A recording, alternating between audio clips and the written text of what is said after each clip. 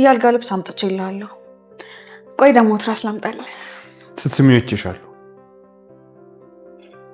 ናሆምን ስትስሚው አይቼሻለሁ። እኔ ደግሞ ናሆምን እንደማፈቅረው ታውቃለህ አይደል? አንቺም እኔ እንደማፈቅርሽ ታውቂያለሽ አይደል? ዳግም ፊትህ እኮ በጣም እየተቀያየረ ነው። ኑሐሚን ቀላል አልሆነልኝም። እኔ አንቺን መርሳት ቀላል አልሆነልኝም ኑሐሚን። ልክ እኔ ናሆምን መርሳት እንደከበደኝ ማለት ነው። ለምን እንደሆነ ባላውቅም አቶ ለይኩንን ሳያቸው ከልቤ ነው የሚያሳዝኑኝ። የምርሽና እንደው በሞቴ ልጠይቅሻል። አንቺ ግን ለሰው ታዝኛለሽ? የምናወራው ነገር አለ። ቆይ ግን አንቺ ሁሉንም ነገር ማውራት አይሰለችሽም እንዴ? በቃ ሽንፈትሽን አምነሽ ተቀበይ። ኧረ ወይ እሺ ቢያንስ አይበሳጩብኝ። ኧረ ለሆነ እኔ ላይ ነው እንደሚወጡት። ኧረ ማማ ናሆም ጨለለ በቃ ጨላለለ። የምሬን ነው የምላችሁ ጨላለለ። የምንጨለለ ብቻ የምንጨለለ ብቻ ኧረ ሆይ የሚያስብላል እኮ ጋይስ። አምራን የስራሽን ይስጥሽ። ሌላ ምን ይባላል?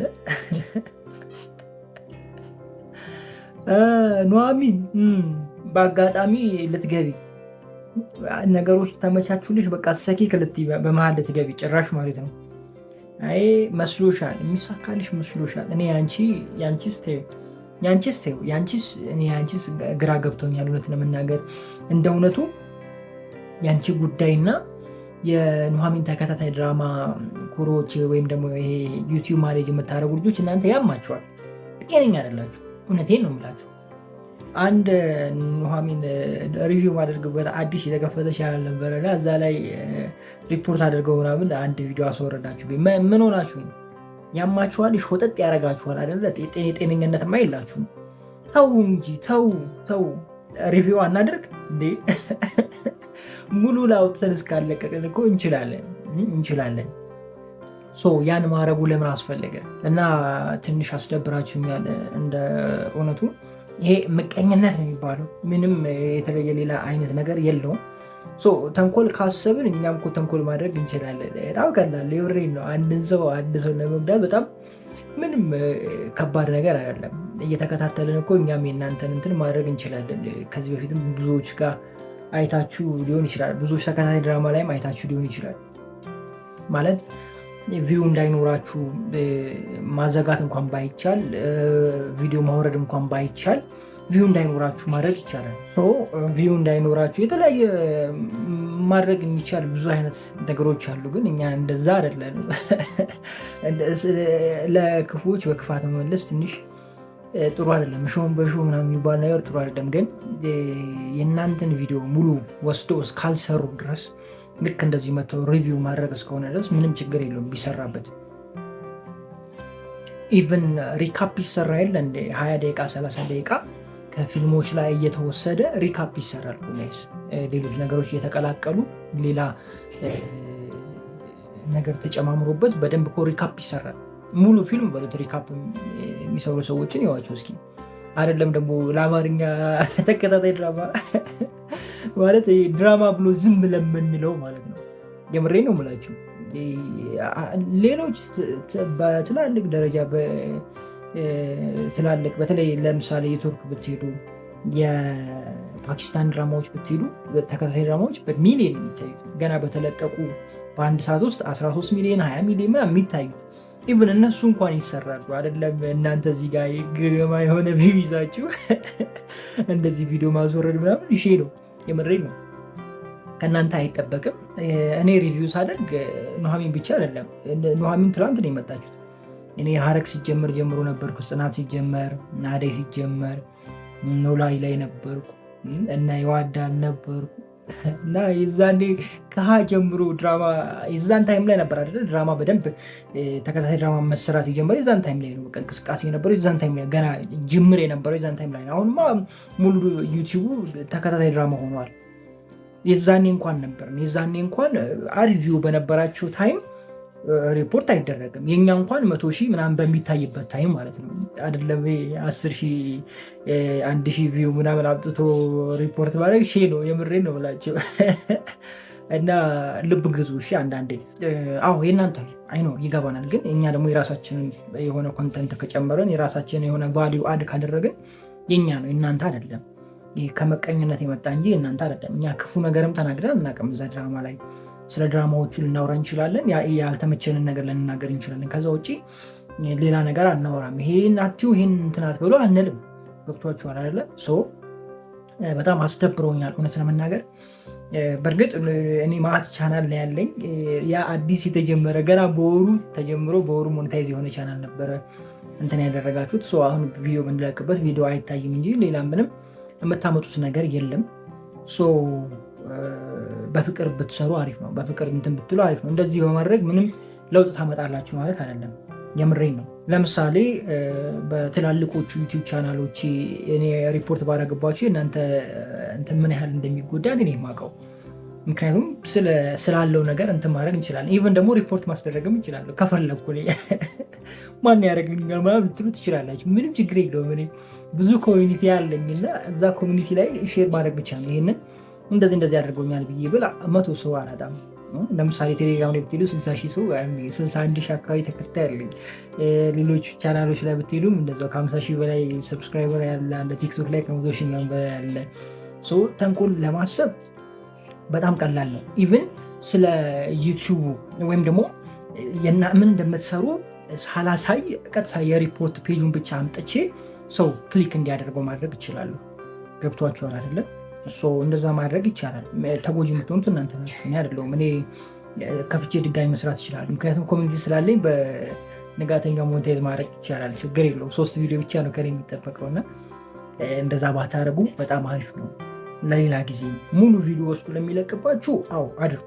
ልክ ናችሁ። እዛ ጉዳይ ላይ ሪያክት ለሚያደርግ ሰው ወይም ደግሞ እዛ ጉዳይ ላይ ለሚያወራ ሰው እንደዚህ አይነት ነገር አይላክም፣ ነውር ነው።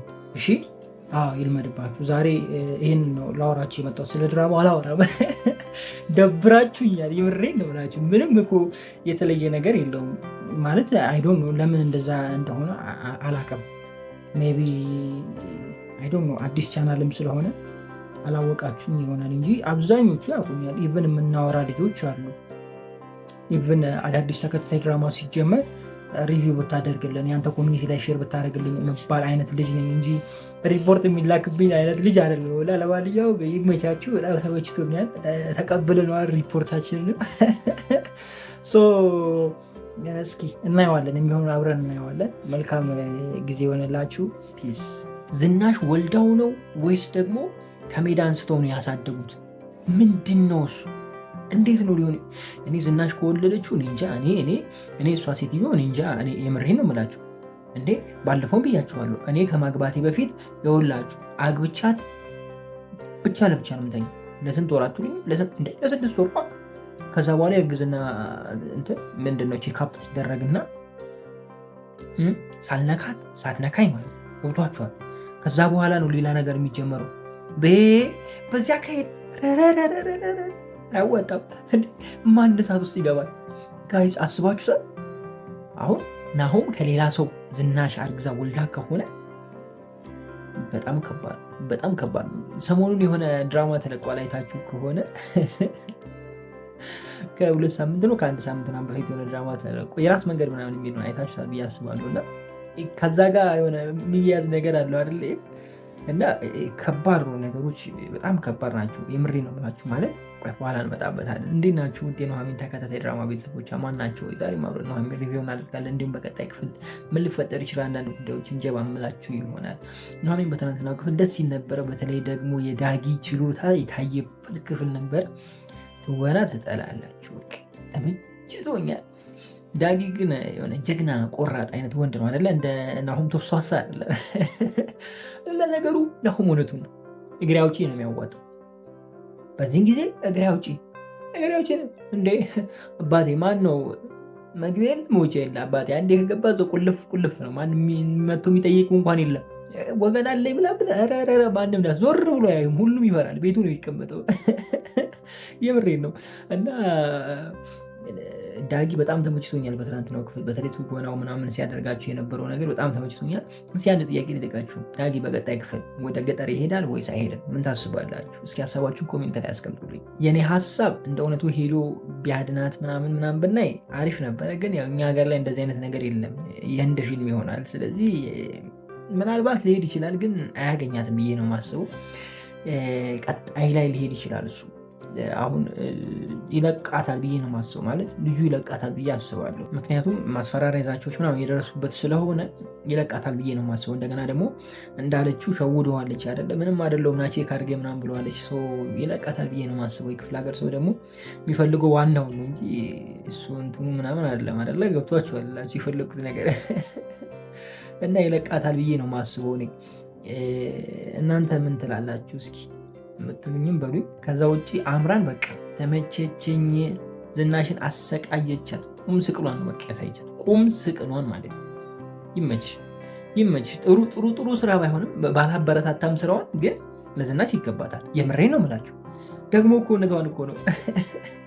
አንቺ ራስሽን ጻድቅ እያረግሽ እኔን እንዴት እንደዚህ? እውነቷን እኮ ነው። ራሷን በቃ ዝናሽ ሁሌ ጻድቅ አድርጋ ነው የምትኖረው። እኔ ዝናሽ ነገር በጣም እንቆቅልሽ የበዛበት ነገር ነው። ነገር ግን የሆነ እውነታ ይኖራታል ብዬ አስባለሁ። ማለት ይሄን ያህል መጥፎ ሴት አትመስለኝም።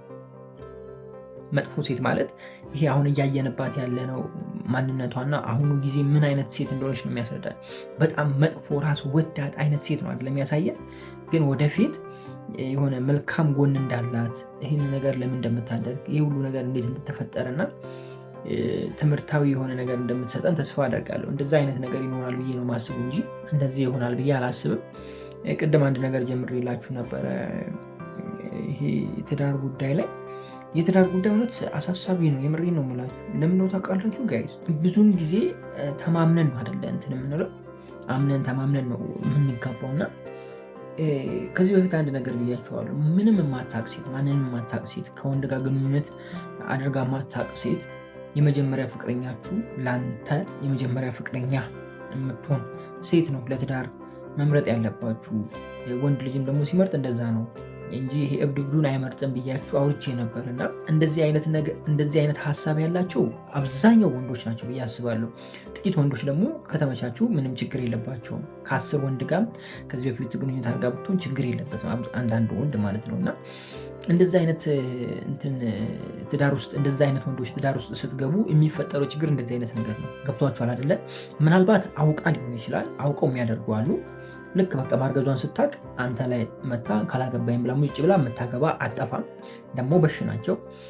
ደግሞ ከአንተ ጋር እያለች ለምሳሌ አንተ ጋር ፍቅረኛሞች ሆነው እያላችሁ ከሌላ ወንድ ጋር ግንኙነትም ታደርጋለች። ከአንተ ጋርም እንደዛው በመሀል የሌላ ይሆናል ልጁ እና እንደነዚህ አይነት ነገሮች ይፈጠራሉ። ከዛ በኋላ አረገዘችን ብላ አንተ ታገባለህ። ልጁ ቼክ ቢደረግ የለም። የምሬን ነው የምላችሁ። እና እንደነዚህ አይነት ነገሮች በጣም በሰፊዋል እና እንደዛ አይነት ትዳር ውስጥ የምትገቡ ወንዶች በጣም ጥንቃቄ አድርጉ ነው የምላችሁ። ማለት በኋላ የሆነ ቦታ ላይ ደርሶ ከምትቆጩ እንትን ከምትሉ በጊዜው ነገሮችን እንትን ብትሉ አሪፍ ነው። ቅድም ብያችኋለሁ መግቢያ ላይ እኔ ካገባው በኋላ ለ6 ወር እሷ መኝታ ቤት እኔ ሳሎን ነው የምንተኛው። አንነካካም፣ አንደራረስም። ልክ ከ6 ወር በኋላ ምርመራች ትደረጋለች። እርግዝና ምናምን ከሌለ በቃ ሁሉ ነገር ይጀምራል። እንደዛ ነው መሆን ያለበት። የምሬን እኮ ነው፣ የምሬን ነው። ካልሆነማ ጥሩ አይሆንም። ገብቷችኋል አይደል? አሁን እንደነዚህ አይነት ነገር ይዞ የሚመጡ ሰዎች አንተን ፈልጎ ሳይሆን አንተ ጋር ያሉን ጥቅም ፈልገው ነው። በቃ ባጭሩ አንተ እንደምትንከባከባት ስለምታውቅ ወይም ደግሞ አንተ የተሻለ ገንዘብ ከዛኛው ሰው ስላለህ ነው እንጂ አንተን ወደህ አይደለም። ስለዚህ የሆነ ሰዓት ላይ ሲደበራት ትሄዳለች እሱ ጋር ማለት ነው። በማንኛውም ታይም ምንም ሚዛት ነገር የለም። እና እንደነዚህ አይነት ነገር ውስጥ ባንገባ በጣም አሪፍ ነው ብዬ አስባለሁ። ሴቶችም ከትዳር በፊት ምንም ባታረጉ ጥሩ ነው።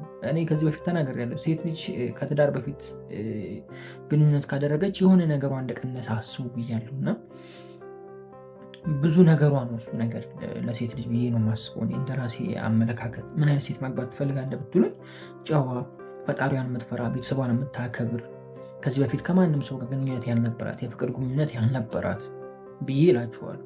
ወንድማችሁን ጠይቁ፣ ይህንን ነው የሚላችሁ እንጂ ጨለል እብድ ምናምን እቺ ማታ ማታ እንደ እንትን ወጣ ምዘል ምናምን ማንም አይፈልግም።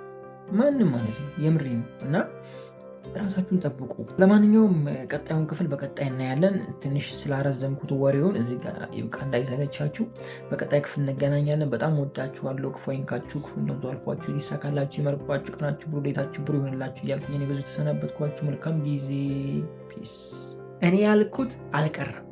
ይጠልፏታል ብያለሁ። ይጠልፏታል። ናሆሜ ስትንከረፈፍ ይዞልም እልም በተሰበረው ላይ ሌላ ስብራት ጨመሩለት አይደለ? ናሆሚ ላይ ይሄ ናሆሚ እንደምን ይሻላል ይዟት ሄዱ።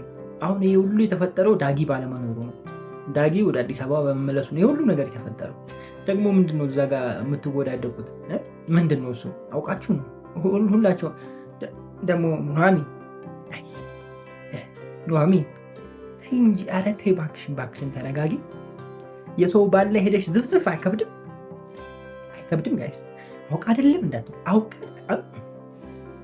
ደግሞ አትነሳም ትላለች። ሌላው ላይ ተኝታ ቤት ይነሳ እኔ እኮ አንዳንዴ ግራ የምታጋቡኝ ነገር ግራም ቀኝም የምታጋቡኝ።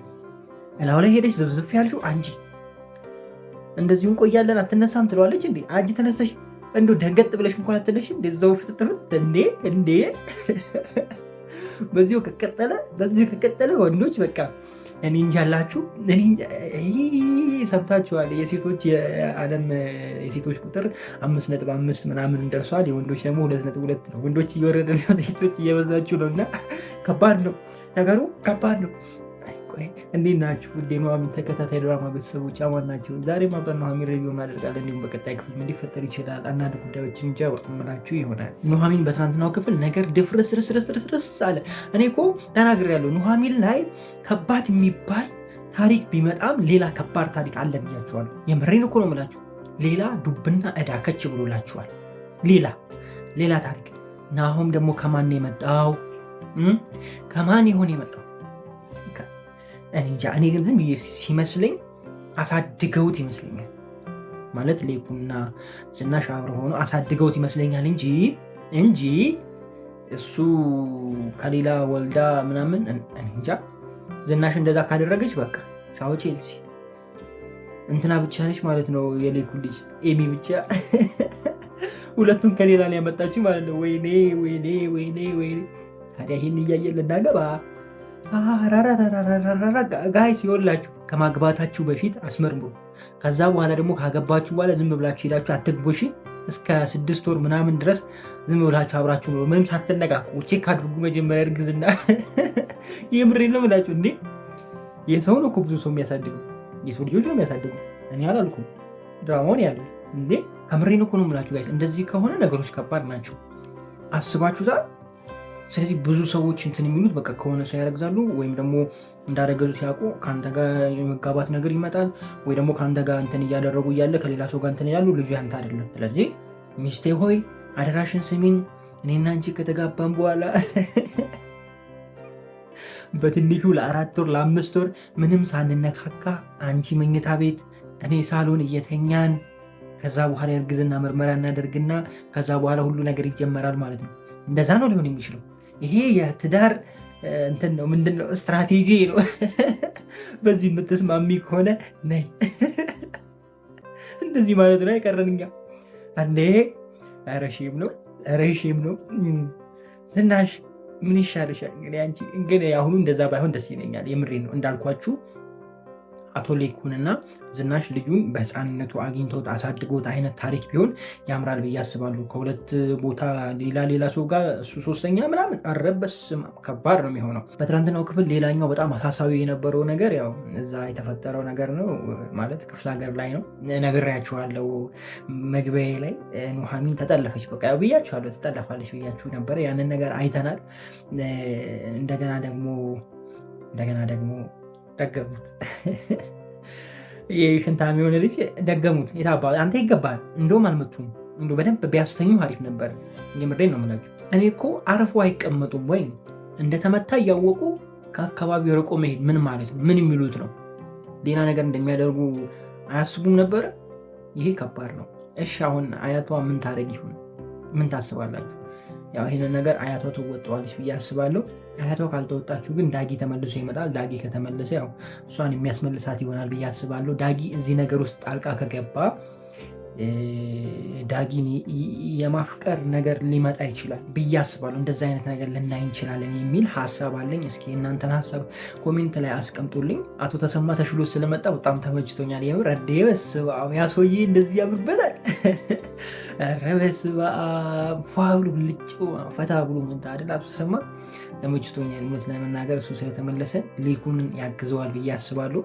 በቀጣይ ክፍል ላይ ሌኩ ሚስጥሩን ይነግረዋል የሚል ሀሳብ አለኝ። ያው ዝም ስለማይል ተሰማ አብሮት ስለሚውል ምናምን በቃ ሁሉን ነገር ያውቃል ብዬ አስባለሁ። ነገሮችን ለማስተካከል አብረው ይሞክራሉ የሚል አይነት ሀሳብ ይኖረኛል። ብቻ አሪፍ ነበር የትናንትናው ክፍል ከሞላ ጎደል ደስ ሲል ነበር አይደለ ጋይስ? ያኔ ተመችቶኝ ነበር ያየሁት። ሌኩን በጣም ያሳዝናል። ሌኩ እውነት አይገባውም፣ እንደዛ አይገባውም ነበር። እንደ እሷን ቢሸርፋት ነበረ ደስ የሚለኝ። ድራማው ወደሱ እንትን ቢል አሪፍ ነበር፣ ወይ ደግሞ ባይሞትበት ደስ ይለኝ ነበር። ወይም ደግሞ አቶ ዝናሽ ልበላት እንጂ ታዲያ መቼም ወይዘሮ ዝናሽ ማለት ከባድ ነው እንዴ! ይሄ ጎረምሳ እኮ ነው ጋይዝ።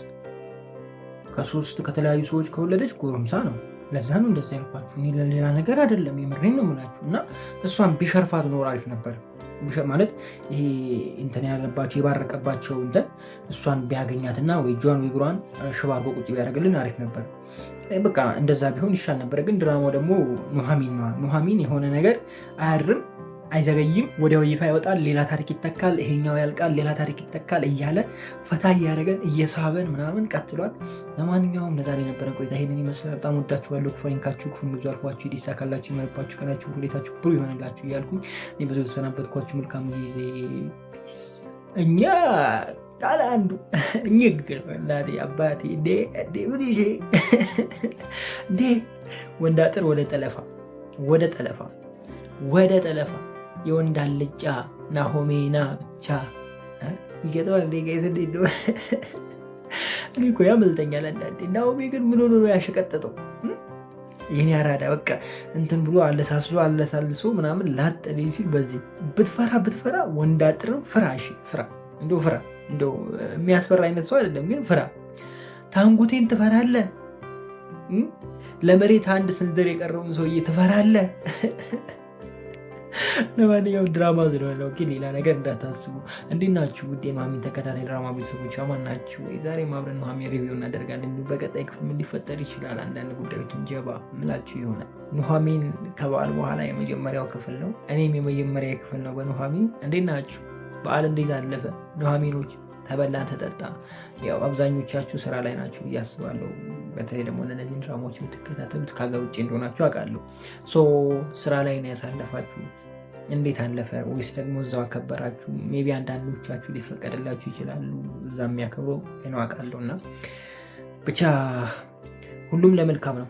አከበርንም አላከበርንም ምንም በህይወታችን ላይ የሚጨምር ነገር አለው ብዬ እኔ አላስብም። ማለት ብዙ በዓሎች አሉ።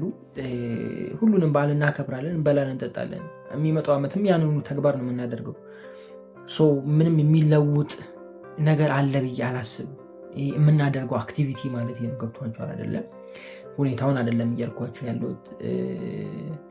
ጌታችንና መድኃኒታችን ኢየሱስ ክርስቶስ መወለዱ በጣም ትልቅ ነው። የሱ መወለድ ለእኛ መኖር ሆኖልናል እና እሱ ትልቅ ነገር እንደሆነ እናውቃለን። እኔ ስለሱ አይደለም አሁን እያልኳቸው ያለሁት። የእኛ መብላት መጠጣት ምንም ትርጉም የለውም ነው።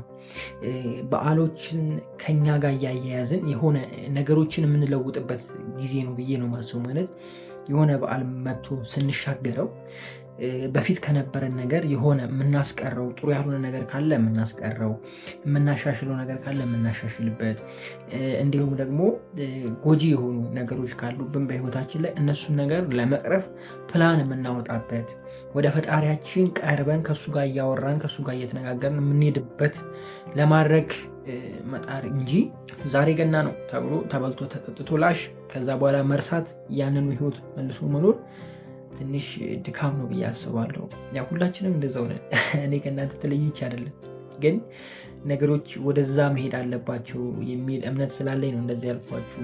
እና ስራ ላይ ያላችሁ እንኳንም በስራ አሳለፋችሁ። በነገራችን ላይ እኔም በስራ ነበርኩ ያሳለፉት። ቀኑ ሙሉ ቁጭ ብዬ እዚህ ጋር የምታዩት ቦታ ቁጭ ብዬ ቪዲዮ ኤዲት ሳደርግ ሌላ ስራ ስሰራ ምናምን ነው የዋልኩትና ተመሳስለናል። መቼም አንዳንዶቻችሁ ድራማ ሪቪው ሊያደርግ መጥቶ ምንድን ነው የሚያወራው ይሄ ወላቃ እያላችሁ ነው አይደለም? እንኳንም አወራው። ለማንኛውም እስኪ ወደ ታንጎት እንመለስ። ታንጎቴ ልትጠለፍ ነው። ለዛውም በሽፍታዎች ነገሮች ከብደዋል። እውነቴን ነው የምላችሁ ነገሮች ከብደዋል። ማዘር ደግሞ አላቸው አባቴ ላጣርገው ታታታታታ ጠበስ ልታደርግ ነው ማዘር እና እስኪ እንግዲህ በቀጣይ ክፍል የሚሆነውን አብረን እናያለን። ነገር ግን ይሳካላችኋል ወይስ አይሳካላችሁም? ምን ታስባላችሁ?